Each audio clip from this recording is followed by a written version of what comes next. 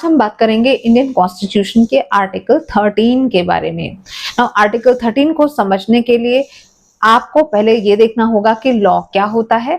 Article 13 जो है वो जुडिशरी को जुडिशियल रिव्यू की पावर भी देती है और आर्टिकल 13 से ही रिलेटेड कुछ इंपॉर्टेंट डॉक्ट्रिन्स भी हैं, जैसे कि doctrine of severability and doctrine of eclipse. Article 13 का क्लॉज 1 बात करता है कि जहां पे कोई भी ऐसी लॉ जो इंडियन कॉन्स्टिट्यूशन के कमेंसमेंट से पहले एग्जिस्ट करती थी, अगर वो लॉ ऐसी है जो इंडियन कॉन्स्टिट्यूशन के पार्ट 3 के रेस्पेक्ट में इनकंसिस्टेंट है, तो वो लॉ पूरी खत्म नहीं हो जाएगी। वो उस एक्सटेंट तक, जिस एक्सटेंट तक वो पार्ट 3 यानी कि जो फंडामेंटल राइट्स हैं उनके रेस्पेक्ट में अगर इनकंसिस्टेंट है, उस एक्सटेंट तक वो वॉइड मानी जाएगी। इसी तरीके से आर्टिकल 13 का क्लॉज 2 बात करता है पोस्ट कॉन्स्टिट्यूशनल लॉ के रिस्पेक्ट में, यानी कि वो कहता है कि जो स्टेट है वो ऐसी कोई लॉ ना बनाए जो उसने इंडियन कॉन्स्टिट्यूशन के आने के बाद बनाई है,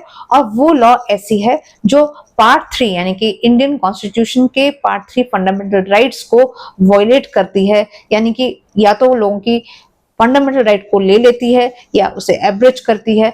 उस लॉ को उस एक्सटेंट तक वॉइड डिक्लेयर हो जाए जिस एक्सटेंट तक उसने लोगों की फंडामेंटल राइट को ले लिया है या एब्रेज। आर्टिकल 13 का क्लॉज 3 है वो 2 सब क्लॉसेस में डिवाइडेड है, जिसका सब क्लॉज ए बात करता है कि लॉ क्या होती है। तो लॉ में क्या क्या चीजें इंक्लूडेड हैं? Orders, ordinances, rules, regulations, bylaws, customs, usages. On the other hand जब हम इसी के क्लॉज बी के बारे में बात करते हैं तो क्लॉज बी बताता है लॉज इन फोर्स, यानी कि कोई भी लॉ जो इंडियन कॉन्स्टिट्यूशन के कमेंसमेंट से पहले से ही चली आ रही है, एग्जिस्टेंस में है इंडियन टेरिटरी के अंदर, तो जब तक उसे रिपील नहीं किया जा रहा है तब तक उस लॉ को हम मानेंगे कि वो लॉ इन फोर्स है। अब बात करते हैं आर्टिकल 13 के क्लॉज 4 के बारे में। तो ये बात करता है कि आर्टिकल 13 में कोई भी चीज दी हुई है उसके ऊपर आर्टिकल 368 में जो इंडियन पार्लियामेंट की पावर है अमेंड करने की, वो आर्टिकल 13 पर अप्लाई ना हो। इसका मतलब ये है कि जो इंडियन पार्लियामेंट है वो कॉन्स्टिट्यूशन में कोई भी चीज चेंज कर ले, पर आर्टिकल 13 यानी कि जो फंडामेंटल राइट्स पार्ट 3 की बात कर रहा है उसको अमेंड करने की पावर नहीं है।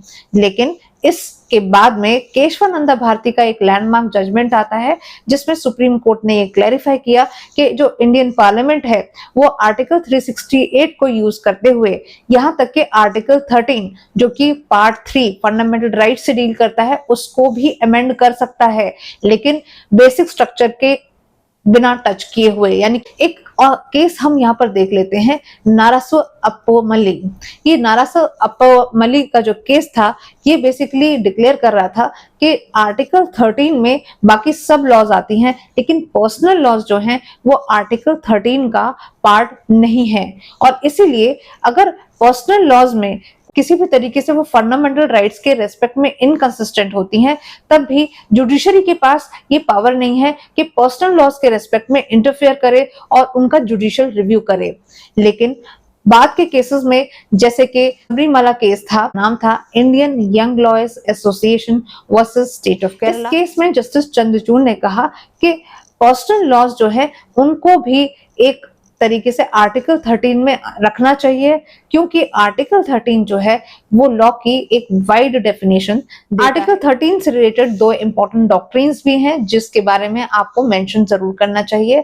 एक है डॉक्ट्रिन ऑफ सेवरेबिलिटी और एक है डॉक्ट्रिन ऑफ एक्लिप्स। तो डॉक्ट्रिन ऑफ सेवरेबिलिटी बोलती है कि जहां पे कोई भी ऐसी लॉ है जो चाहे इंडियन कॉन्स्टिट्यूशन के कमेंसमेंट से पहले या बाद में ऐसी लॉ है जो पार्ट 3 ऑफ इंडियन कॉन्स्टिट्यूशन के रेस्पेक्ट में इनकंसिस्टेंट है, डेरोगेटरी है, तो उस लॉ को उस एक्सटेंट तक वॉइड डिक्लेयर कर दिया जाए। और वॉइड का मतलब है उस लॉ को, उतने पार्ट को उस पूरे एक्ट से हटा दिया जाए ताकि बाकी का पार्ट रह जाए, के रेस्पेक्ट में इनकंसिस्टेंट है उसको हटा दिया जाए। इसी को हम कहते हैं डॉक्ट्रिन ऑफ सेवरेबिलिटी। इसी तरीके की डॉक्ट्रिन है डॉक्ट्रिन ऑफ एक्लिप्स। वो बेसिकली उन पार्ट्स को जो पार्ट 3 के रेस्पेक्ट में किसी लॉ में इनकंसिस्टेंट होते हैं या एवरेज को डॉक्ट्रिन ऑफ सेवरेबिलिटी की तरह हटाया नहीं जाता है, बल्कि वो उस टाइम के लिए डॉर्मेंट रहते हैं जब तक के कोई रिस्ट्रिक्शन उनके ऊपर होता है पार्ट 3 की वजह से। लेकिन बाद में अगर आर्टिकल 368 के द्वारा इंडियन पार्लियामेंट पार्ट 3 में कोई चेंज कर देती है, चेंजेस यानी कि अमेंडमेंट्स लेकर आ जाती है, तो ऐसे में वो एक्लिप्स हट जाता है और उस एक्लिप्स के हटने से वही जो लॉ जो डिसफंक्शनल हो गई थी किसी रिस्ट्रिक्शन की वजह से, जो पार्ट 3 उसको रिस्ट्रिक्ट कर रहा था, वो लॉ अब वापस से फंक्शनल हो जाती है अगर बाद में इन पार्लियामेंट ने पार्ट 3 में कोई अमेंडमेंट इस तरीके का किया जिसकी वजह से वो रिस्ट्रिक्शन जो है वो अब हट गई है। इसी तरीके से एक और जो यहाँ पर कंसेप्ट है वो है डॉक्ट्रिन ऑफ जुडिशियल रिव्यू या कंसेप्ट ऑफ जुडिशियल रिव्यू। तो जुडिशियल रिव्यू सिंपली बात करता है या जुडिशरी को पावर देता है कि जहां पे कोई भी लेजिस्लेटिव एक्शन या फिर एग्जीक्यूटिव एक्शन इस तरीके का है जो कि कॉन्स्टिट्यूशन के पार्ट 3 के रिस्पेक्ट में डेरोगेटरी है, तो ऐसे केस में सुप्रीम कोर्ट इंटरफेयर कर सकता है और उस लॉ को जुडिशली रिव्यू कर सकता है या जुडिशियल तरीके से, यानी कि उसको देख सकता है, उसको चेक कर सकता है और उसकी कॉन्स्टिट्यूशनल वैलिडिटी को वेरीफाई कर सकता है। आई होप आपको इस वीडियो से आर्टिकल 13 के बारे में सही तरीके से जानकारी मिली होगी। Thank you so much for watching analysis law. All the best for your exams.